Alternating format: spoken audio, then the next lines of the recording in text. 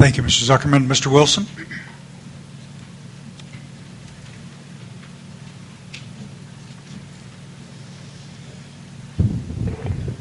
Well, I guess everything comes around eventually. It was over 4 years ago I spoke to the council about putting water gates across Chips Island to prevent salinity from coming into the delta. It wasn't 4 years ago because the council didn't exist 4 years ago. Maybe 5 3 years ago. I don't know. Different group. I lose Different track group. after a while. Yep.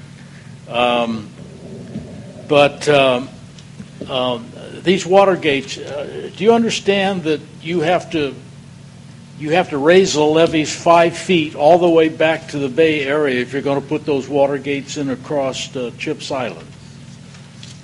No, I don't understand that.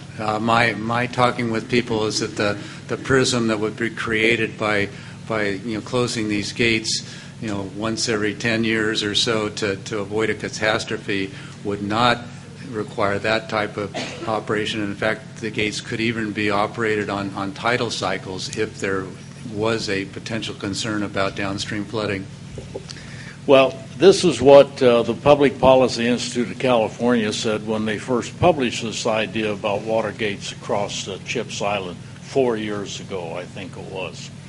The State Water Board has told me that the Sacramento River has to flow past Chips Island at a rate of 11,400 cubic feet per second in order to keep salinity out of the delta. Do you agree with that?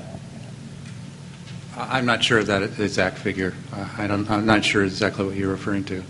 Well, if it comes from the State Water Board, that's good enough for me. Now, the average flow of the Sacramento River is 15,000 cubic feet per second, and the tunnels can suck out 9,000 cubic feet per second.